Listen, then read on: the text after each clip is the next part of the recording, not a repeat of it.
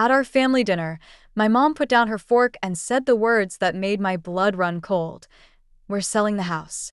But here's the thing, for the last 3 years, I was the only one paying the mortgage. Every dollar came from me. Every late night shift. Every sacrifice. And now they wanted to take the home I saved and sell it like I didn't exist. What happened next? Let's just say my parents and brother had no idea who they were dealing with. And when I fought back, the truth shocked everyone at the table.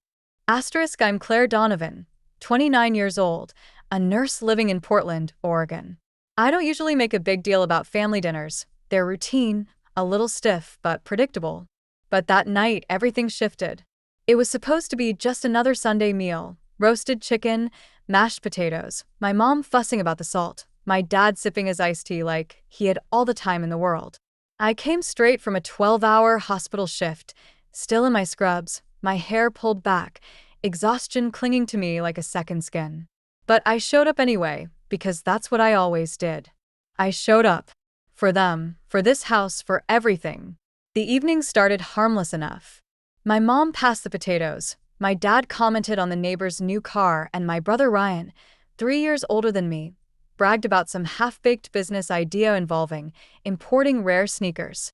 He hadn't held a steady job in over 5 years, but somehow he always had big dreams. I laughed, politely poking at my food, already half thinking about collapsing into bed later. Then my mom set her fork down with a deliberate little clink. "Claire," she said, smoothing her napkin across her lap, "your father and I have made a decision. We're selling the house." The words sliced through the room, sharper than any scalpel I'd ever held. I blinked, stunned. "Selling the house?" My voice cracked. "Yes," she continued briskly, like she was announcing a new wallpaper color. "Ryan needs a fresh start, and selling will give us all some freedom. It's what's best for the family." I froze, my fork halfway to my mouth. This wasn't just any house. This was the house I'd been keeping afloat for years. The mortgage payments? Mine. The repairs? Me. The new appliances in the kitchen? Bought with my overtime checks. When the pandemic hit and my parents were on the verge of losing it all, I stepped in. I took on extra shifts, drained my savings, and funneled every dollar into saving this roof over our heads. I swallowed hard. "You can't be serious." "I've been paying the mortgage." Ryan chuckled, leaning back smugly. "Claire, come on. You help with bills, sure, but this house belongs to Mom and Dad. If they want to sell, that's their choice." My stomach twisted. He said it so casually, like I was just tossing in grocery money. Not like I'd been pouring half my life into this place. "Help with bills," I repeated, my voice rising. "I've made every single mortgage payment for the last 3 years. Without me, you'd have lost this place." My mom sighed, irritated. "Don't exaggerate. You've been generous, yes, but Ryan's right. It's still our house. We signed the papers, and we carried them for years. Now it's time to let go." My dad cleared his throat softly, like he wanted to say something, but then he just took another sip of iced tea. Typical. Always quiet when it mattered most. I looked at him, desperate. "Dad, you know what I've done. Tell me you're not going along with this." He shifted uncomfortably. "Your mom thinks it's best. Maybe it is time." It felt like someone punched me in the chest. My own father, dismissing years of sacrifice with a shrug. Ryan grinned, smug as ever. "Besides, Claire, you've got your own life, right? You don't need to be tied down here." I pushed my plate away, appetite gone. My mind was racing, heart pounding so hard I could feel it in my throat. They really thought I'd just nod, smile, and let them sell the one thing I'd bled for. "Fine," I said, standing abruptly. My chair scraped against the hardwood. "If that's what you've decided, then I guess you'll just have to deal with what's coming." My mom frowned. "What's that supposed to mean?" I forced a smile, though my insides were shaking. "You'll see." And I left the table, my heart hammering, my mind already spinning through everything I knew: mortgage papers, bank transfers, receipts. They thought I was powerless, but they didn't know the whole story. That night, lying awake in my childhood bedroom, I stared at the ceiling I'd repainted 2 summers ago. A soft cream color, one I'd picked to brighten the space. I remembered scraping the old paint myself, climbing a rickety ladder while sweat dripped down my back. Every corner of this house carried my fingerprints. I had refinished the kitchen cabinets, bought the stainless steel fridge, and even fixed the squeaky back door when it drove everyone crazy. This wasn't just walls and wood. It was years of my sweat, money, and love. And now they wanted to sell it out from under me. To give Ryan a fresh start? I clenched my fists. Not a chance. The next morning, I called Harper, my best friend and roommate. She picked up on the first ring, her voice full of that no-nonsense energy I needed. "Claire? What's wrong? You sound like you haven't slept." I paced the kitchen, staring at the granite counters I'd helped pay for. My parents, they blindsided me. Last night at dinner, they said they're selling the house. Silence then. What? But you've been paying for it. Exactly. 3 years, Harper. Every single payment. And now they want to hand it to Ryan, like he deserves anything. My throat tightened. I don't even know where to start. Harper exhaled sharply. Start by pulling every document you have. Mortgage statements, bank transfers, anything with your name tied to it. If you've been the one keeping this place alive, you need proof. Her words steadied me. Proof. Yes. I wasn't just imagining it. I had records. I had receipts. Thanks, I said, grabbing my laptop. I'm not letting them do this without a fight. As I scrolled through my bank history, page after page of transfers to the mortgage company appeared. Every month, like clockwork. My overtime checks, my savings, my life. I saved them all into a folder titled House Receipts.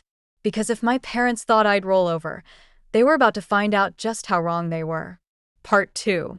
The week after that family dinner, I moved through my days in a fog of fury. I could stitch up a wound, calm a panicked patient, even smile at colleagues like nothing was wrong, but inside, I was burning. Every beep of the hospital monitors, every fluorescent light felt like an echo of my mom's voice. We're selling the house. I couldn't shake it. At night, Harper and I sat at our small kitchen table, papers and receipts spread everywhere like some detective board. She leaned over one pile, her hair pulled into a messy bun, glasses sliding down her nose. "Claire," she said, tapping the paper, "this isn't just helping with bills. You literally paid every mortgage statement for the last 36 months. This is your house in everything but name." My chest tightened, both from anger and relief. "So I'm not crazy." She shook her head. "Not even close. The only mistake you made was trusting them not to pull this." I leaned back, rubbing my temples. "But the title is still in their names. Legally, they can sell it." Harper hesitated. True. "But if you have evidence you've been the one funding it, you have leverage. Courts recognize that. At the very least, you can stop the sale until things get sorted." Leverage. The word lit something in me. For years, I'd been the good daughter, the fixer, the one who worked herself into the ground so the family didn't fall apart. They thought that meant I'd always bend. They forgot that bending eventually breaks. The following Sunday, I returned to the house. My mom was in the kitchen, arranging flowers in a vase, humming like nothing was wrong. "Claire," she said cheerfully, "we were just talking about the realtor. He'll be coming by next week to look at the property." My throat dried. Already? Ryan strolled in, holding a coffee mug he hadn't bought. "You should see the offers we'll get. Houses in this neighborhood are going for crazy money." I clenched my jaw. "We'll get, or you'll get." He smirked. "Family's family, Claire. It all works out."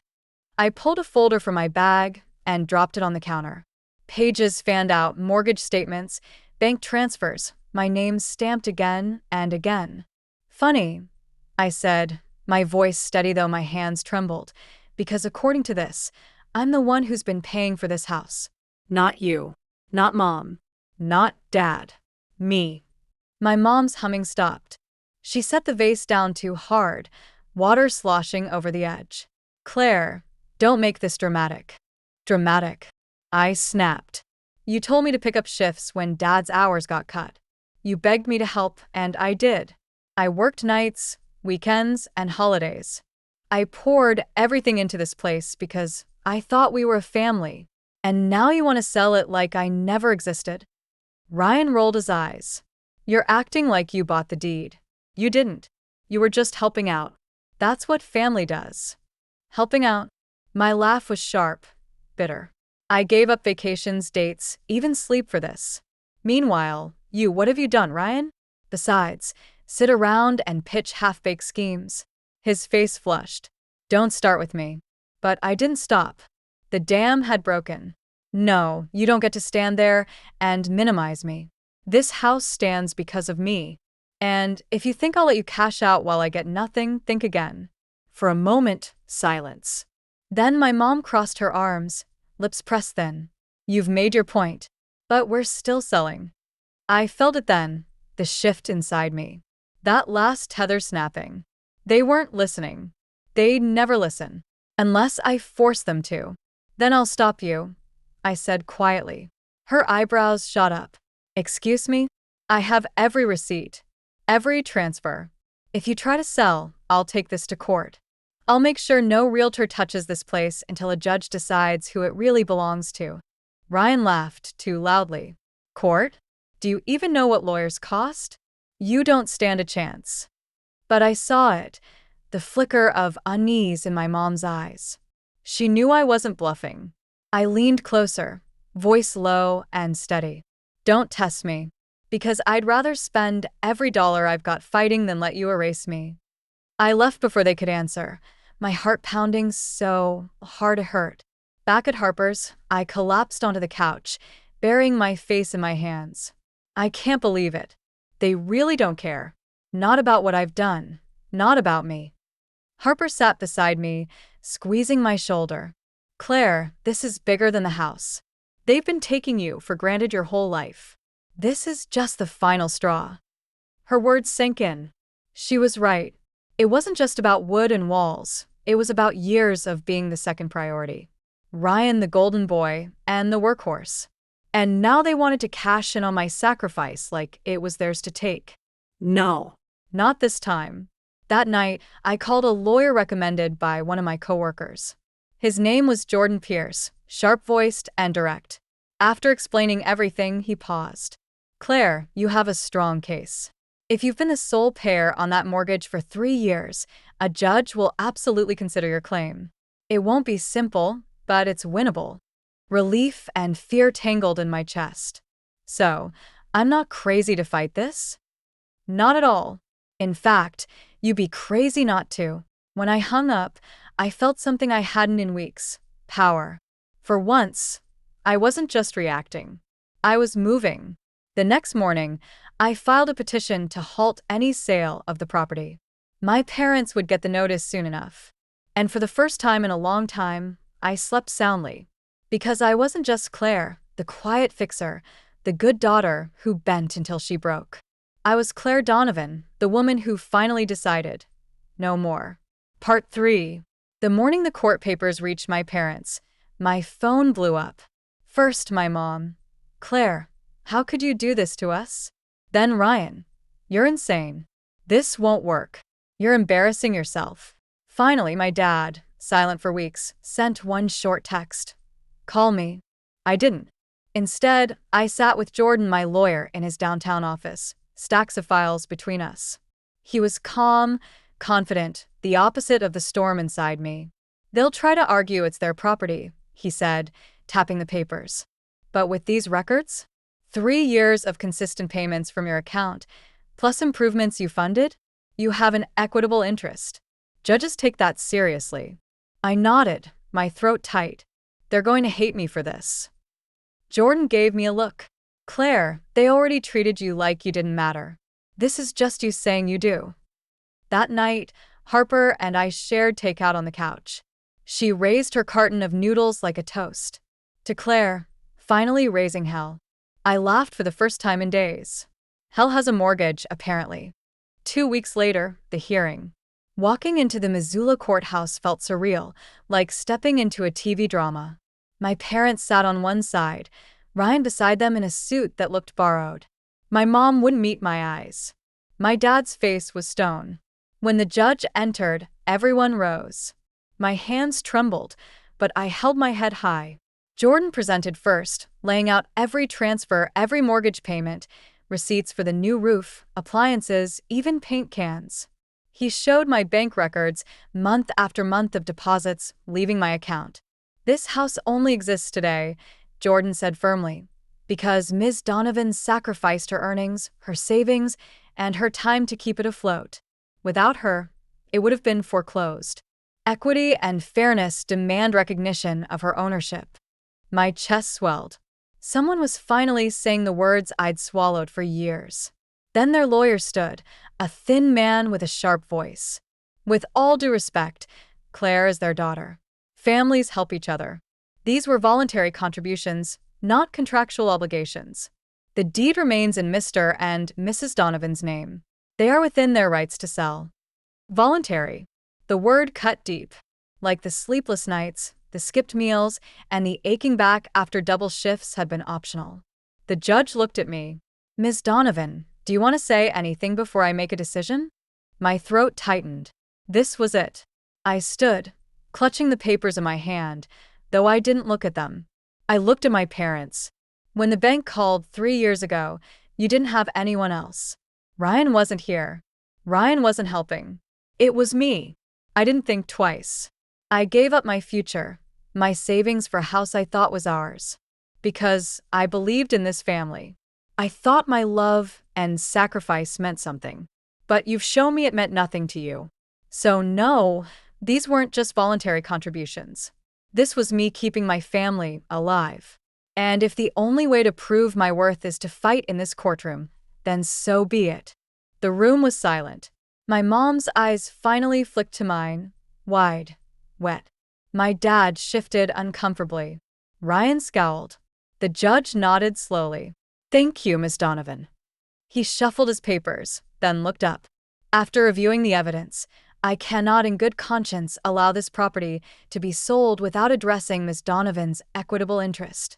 Effective immediately, the sale is halted until ownership is resolved. Based on the records, Ms. Donovan has a valid claim to partial ownership, which this court will recognize pending further proceedings." I exhaled so hard my knees wobbled. Jordan squeezed my shoulder. "That's a win, Claire." Across the room, Ryan muttered something under his breath. My dad put a hand on his arm to shut him up. My mom looked like she wanted to speak, but I turned away. I walked out of that courtroom lighter than I'd felt in years. The weeks after were messy. Lawyers negotiating, papers being drawn, late-night calls I ignored. Eventually we settled. The house would be legally split between me and my parents. They couldn't sell without my consent. For the first time, my name was on the title. But something bigger had changed. One evening, Harper and I sat on the porch of my parents' our house. The pale cream paint I'd chosen years ago glowed in the sunset. "You did it," she said softly. I nodded. "I did. But you know what? It's not about the house anymore." She tilted her head. "Then what?" I looked out at the yard where I'd once played as a kid, where I'd scraped and saved to rebuild. "It's about finally standing up. About saying I matter. For once, I didn't let them write me out of the story." Harper smiled. "Hero moment." I laughed. "Something like that." My phone buzzed with a message from my mom. "Dinner this Sunday? Just us?" For the first time, I didn't feel the pull to run back, to fix, to bend. Maybe I'd go. Maybe I wouldn't. But either way, I wasn't the same Claire who sat at that family dinner weeks ago, stunned into silence. I was the Claire who fought back. The Claire who refused to be erased. And that felt like finally coming home. If this story hooked you, hit that subscribe button. More twists are on the way.